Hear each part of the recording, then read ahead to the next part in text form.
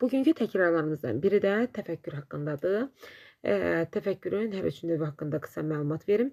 Müəllimlər, təfəkkür ümumiyyətlə bir düşünmə prosesi, bir idraki prosesdir. İnsan yəni düşünməyə başladığı zaman təfəkkür işə düşür.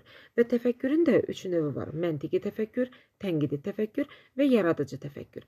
İlk öncə məntiqi təfəkkürlə başlayaq ki, məntiqi təfəkkürü, yəni öz başa düşdüyümüz dildə desək, məntiqi təfəkkür, hesablamaq, daha çox riyazi bacarıqlarla əlaqə olur. Hesablamaq, yerinə yetmək, həll eləmək, ölçüb biçmək. Bunlar məntiqi təfəkkürə aiddir. Hətta yəni səbəb-nəticə əlaqəsinin tapılması, sonra problemin sadə həlli yolu, prosesin başlanğıcını, sonunu müəyyənləşdirmək, faktlar əsasında mühakimə yürütmək, əsaslandırmaq, ardıcıllıq. Bunlar məntiqi təfəkkürə aiddir. Hətta yəni bir oxuduğumuz bir şeyi biz əgər anlayırıqsa, dərk eləyiriksə, izahını verə biliriksə, bu da məntiqi təfəkkür əsaslanır. Yəni, məntiqi təfəkkür dərk etməklə əlaqəlidir. Oxuduğumuz dərsi, məlumatı oxuyub onu izah eləyə biliriksə, onu biz dərk eləyə biliriksə, demək məntiqi təfəkkürümüz var. Və yaxud da ki, elə atalar sözlərini nümunə çəkək ki, misal üçün deyir ki, işləməyən dişləməz. Əgər bu atalar sözünün mənasını, mahiyyətini dərk ediriksə, demək, məntiqi təfəkkürümüz formalaşmış olur. Yəni, bir sözlə, məntiqi təfəkkürdə hesablamaq, yerinə yetirmək, həll etmək, səbəb-nəticə əlaqəsi, faktlara əsaslanaraq əsaslandırmaq, sonra dərk etmək, izah eləmək, bir şeyin mahiyyətini dərk etmək. Məsələn, yenə dediyim kimi, atalar sözlərinin mahiyyətini dərk etmək məntiqi təfəkkürə aid oldu. İkinci təfəkkür növü isə tənqidi təfəkkürdür. Bayaq dedik ki, məntiqi təfəkkür problemi sadə həll yoludur. Tənqidi təfəkkür isə problemi səmərəli yolla həll etməkdir. Və tənqidi təfəkkürün və yaxud da yaradıcı təfəkkürün formalaşmasında məntiqi təfəkkür əsas rol oynayır. Yəni, birinci məntiqi təfəkkür. Tənqidi təfəkkür odur ki, müəllimlərim, məsələlərə demək olar ki, problemə qərəzsiz yanaşmaq.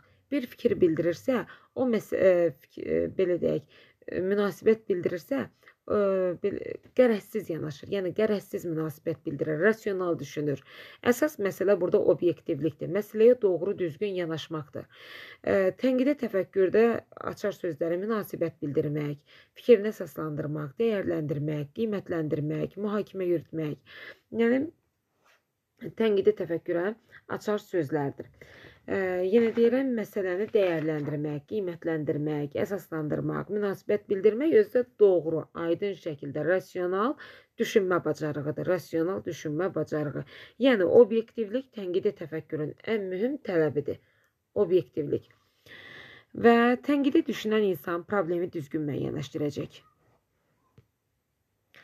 Tənqidi düşünən insan problemi düzgün müəyyənləşdirəcək, onun yaranma səbəbini araşdıracaq. Sonra, əgər kifayət qədər dəlili, sübutu yoxdursa, mühakiməsini geri qoyacaq. Yəni, burada əsasən dəlillərə, sübutlara əsaslanır. Sonra, baxışları təhrif etmədən, fikirləri təhrif etmədən, süni şəkildə şişirtmədən təqdim edə bilir. Sonra, əsaslı, əsassız fikirləri məntiqi cəhətdən bir-birindən ayıra bilir. Daha sonra, müstəqil şəkildə öyrənə bilir və yaxud da öyrənməyə marağı var. Daha sonra dedik, fikrini əsaslandırarkən dəlillərdən düzgün, qərəzsiz şəkildə istifadə etməkdir və problemi sistemli şəkildə həll edə bilmək və s. Növbəti təfəkkür növü isə yaradıcı təfəkkürdür ki, yaradıcı təfəkkür demək, müəllimlər, dedik ki, məntiqi təfəkkür problemin sadə həll yoludur. Tənqidi təfəkkür problemin səmərəli həlli yoludur. Yaradıcı təfəkkür isə problemi qeyri-adi yolla, yəni yeni bir yolla həllini nəzərdə tutulur. Əşyalara, hadisələrə yeni nöqteyi nəzərdən, çərçivədən kənar düşünmək, yəni düşünmək kömək edən idraki prosesidir. Bir növ artıq fərqli, açar sözlər, yəni fərqli düşünmək, qeyri-adi, qeyri-standart, yəni qeyri sözü varsa, fərqli sözü varsa, orijinal, yeni, təzə sözlər varsa, demək bu yaradıcı təfəkkür aiddir. Yəni yeni bir şeydir. Nədənsə götürülməyib.